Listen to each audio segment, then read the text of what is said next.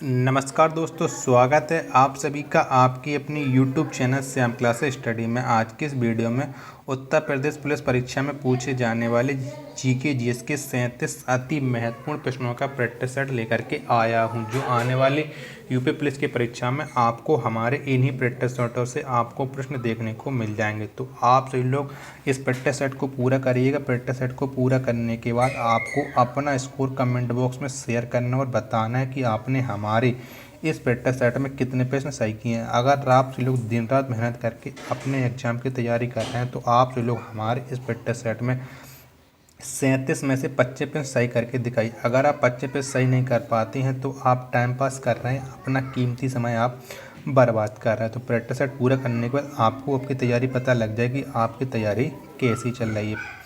Practice set पसंद आता है तो वीडियो को आप लाइक कर दीजिएगा। चैनल को आपने अभी तक सब्सक्राइब नहीं किया तो चैनल को जरूर सब्सक्राइब कर लीजिएगा।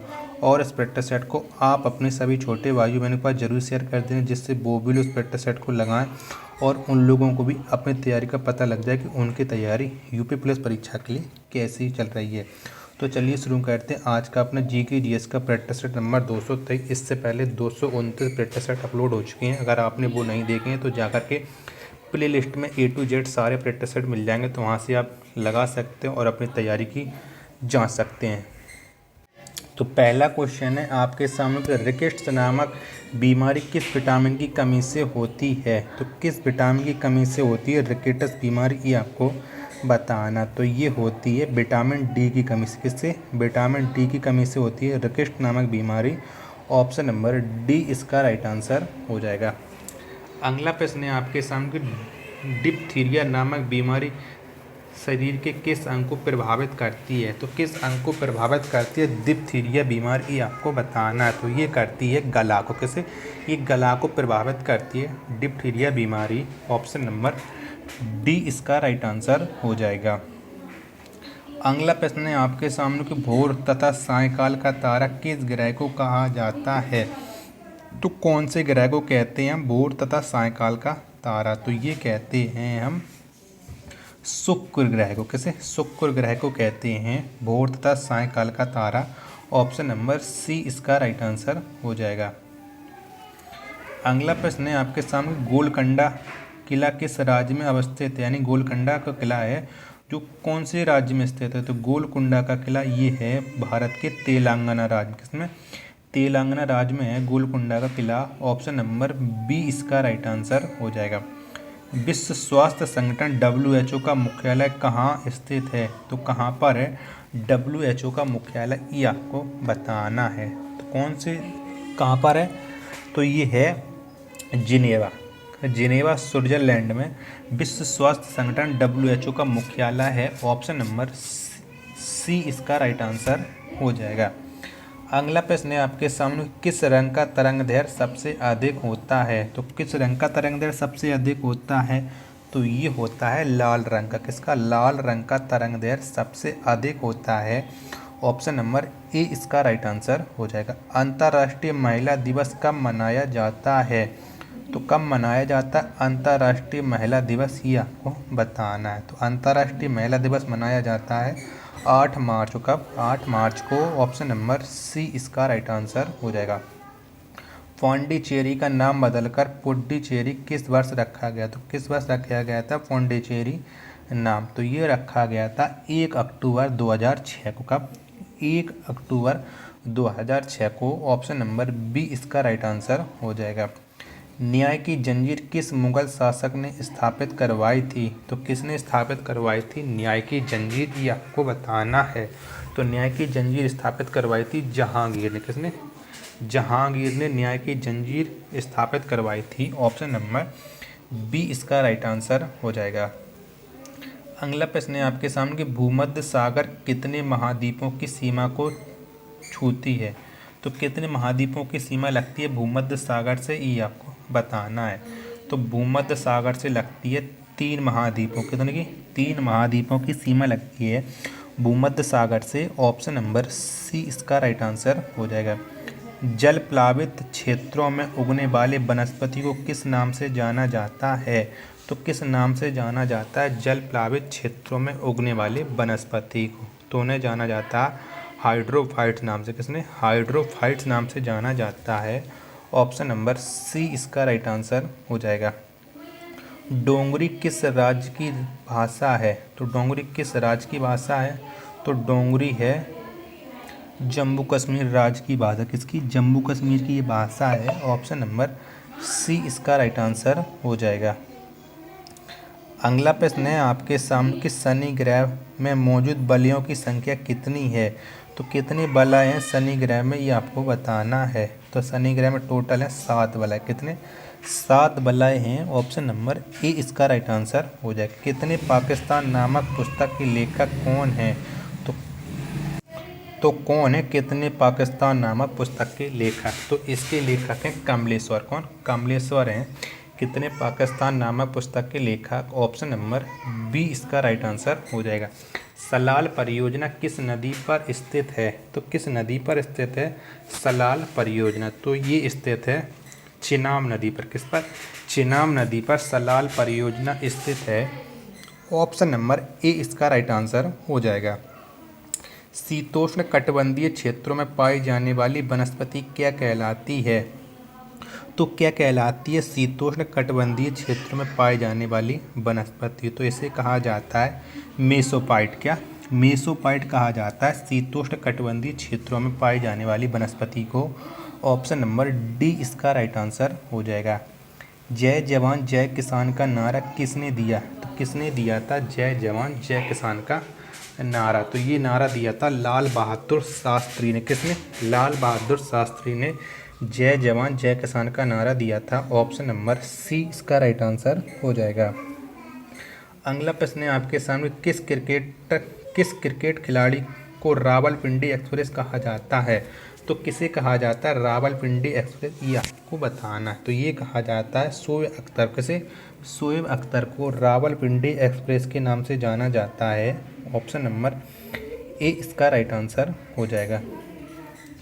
अगला प्रश्न है आपके सामने कि सुएज नहर किन महासागरों को जोड़ता है? तो किन महासागरों को जोड़ता है सुएज नहर, ये आपको बताना। तो ये जोड़ता है भूमध्य सागर को लाल सागर से। किससे? भूमध्य सागर को लाल सागर से। ऑप्शन नंबर बी इसका राइट आंसर हो जाएगा। 1 डिग्री देशांतर को पार करने में 2 स्थानों के स्थानीय समय के बीच कितने मिनट का अंतर होता है? तो कितने मिनट का अंतर होता है 1 डिग्री देशांतर पार करने में 2 स्थानों के बीच? तो ये होता है 4 मिनट का अंतर। कितने का? 4 मिनट का अंतर होता है। ऑप्शन नंबर डी इसका राइट आंसर हो जाएगा। अद्वैतवाद सिद्धांत के प्रवर्तक कौन थे? तो कौन थे अद्वैतवाद सिद्धांत के प्रवर्तक? तो इसके प्रवर्तक थे शंकराचार्य। कौन? शंकराचार्य थे इसके प्रवर्तक।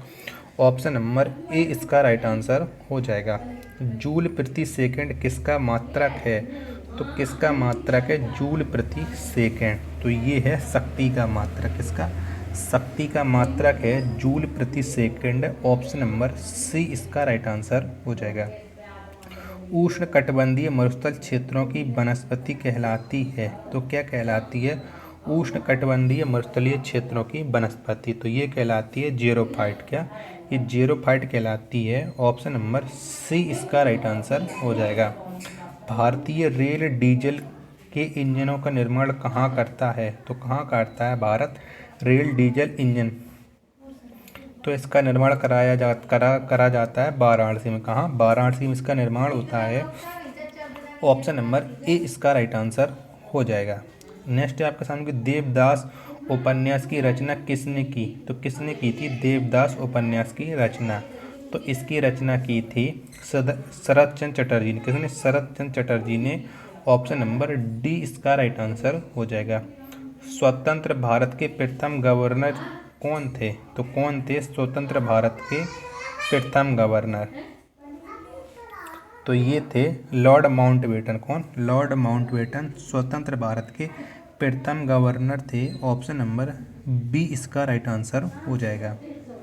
अगला प्रश्न है आपके सामने कि मैटूर बांध किस नदी पर है? तो किस नदी पर है मैटूर बांध, ये आपको बताना है। तो मैटूर बांध है कावेरी नदी पर। किस पर? कावेरी नदी पर मैटूर बांध स्थित है। ऑप्शन नंबर ए इसका राइट आंसर हो जाएगा। अंत्योदय का विचार किसने दिया था? तो किसने दिया था अंत्योदय का विचार, ये आपको बताना है। तो अंत्योदय का विचार दिया था जयप्रकाश नारायण ने। किसने? जयप्रकाश नारायण ने अंत्योदय का विचार दिया था। ऑप्शन नंबर बी इसका राइट आंसर हो जाएगा। अगला प्रश्न है आपके सामने, दलदली एवं भूमध्य रेखीय उष्ण एवं आर्द्रता वाली वनस्पति को कहते हैं। तो क्या कहते हैं? दलदली एवं भूमध्य रेखीय उष्ण एवं आर्द्रता वाली वनस्पति को। तो इसे कहा जाता है हाइग्रोफाइट। क्या? हाइग्रोफाइट। ऑप्शन नंबर डी इसका राइट आंसर हो जाएगा। अगला प्रश्न है आपके सामने कि स्वामी विवेकानंद का जन्म कब हुआ था? तो कब हुआ था स्वामी विवेकानंद का जन्म? तो इनका जन्म हुआ था 12 जनवरी 1863 में। कब? 12 जनवरी 1863 में। ऑप्शन नंबर सी इसका राइट आंसर हो जाएगा। एसी को डीसी में बदलने के लिए किसका प्रयोग किया जाता है? तो किसका प्रयोग किया जाता है एसी को डीसी में बदलने के लिए? तो ये किया जाता है रेक्टिफायर का प्रयोग। किसका? रेक्टिफायर का प्रयोग किया जाता है। ऑप्शन नंबर ए इसका राइट आंसर हो जाएगा। अगला प्रश्न है आपके सामने कि हेनरी किस भौतिक राशि का मात्रक है? तो किस भौतिक राशि का मात्रक है हेनरी, ये आपको बताना है। तो ये है विद्युत प्रेरकत्व का। किसका? हेनरी विद्युत प्रेरकत्व का मात्रक है। ऑप्शन नंबर डी इसका राइट आंसर हो जाएगा। नाभिकीय क्रियाओं में किसका उपयोग ईंधन के रूप में होता है? तो किसका रूप होता है, सॉरी किसका प्रयोग होता है नाभिकीय क्रिया में ईंधन के रूप में? तो ये होता है यूरेनियम का। किसका? यूरेनियम का प्रयोग होता है ईंधन के रूप में। ऑप्शन नंबर डी इसका राइट आंसर हो जाएगा। जस्ता एवं तांबा के मिश्रण को क्या कहते हैं? तो क्या कहते हैं जस्ता एवं तांबा के मिश्रण को? तो ये ऐसे हम कहते हैं पीतल। क्या? पीतल कहते हैं जस्ता एवं तांबा के मिश्रण को। ऑप्शन नंबर डी इसका राइट आंसर हो जाएगा। बर्नौली का प्रमेय किससे संबंधित है? तो किससे संबंध रखता है बर्नौली का प्रमेय, ये आपको बताना है। तो बर्नौली का प्रमेय संबंध रखता है ऊर्जा के संरक्षण से। किसने? ऊर्जा के संरक्षण से। ऑप्शन नंबर ए इसका राइट आंसर हो जाएगा। भारत की सर्वाधिक विदेशी मुद्रा किस पर खर्च होती है? तो किस पर खर्च होती है भारत की सर्वाधिक विदेशी मुद्रा? तो ये खर्च होती है ईंधन तेल पर। किस पर? ईंधन तेल पर। ऑप्शन नंबर सी इसका राइट आंसर हो जाएगा। सांद्र HCl में नाइट्रिक अम्ल मिलाने पर क्या बनता है? तो क्या बनता है सांद्र HCl में नाइट्रिक अम्ल मिलाने पर? तो ये बनता है क्रियाशील क्लोरीन। क्या? क्रियाशील क्लोरीन। ऑप्शन नंबर बी इसका राइट आंसर हो जाएगा। तो आप बताइए कि आपने हमारे इन 37 प्रश्नों के प्रैक्टिस सेट में कितने प्रश्न सही किए हैं और आपको ये प्रैक्टिस सेट कैसे लगा। प्रैक्टिस सेट पसंद आया हो तो वीडियो को आप लाइक कर दीजिएगा। चैनल को आपने अभी तक सब्सक्राइब नहीं किया तो चैनल को आप ज़रूर सब्सक्राइब कर लीजिएगा और इस प्रैक्टिस सेट को आप ज़्यादा से ज़्यादा शेयर करना, जिससे और भी लोग इस प्रैक्टिस सेट से जुड़ें और वो भी अपनी तैयारी कर सकें। मिलते हैं अपन नेक्स्ट प्रैक्टिस सेट में, तब तक के लिए धन्यवाद। जय हिंद प्यारे साथियों।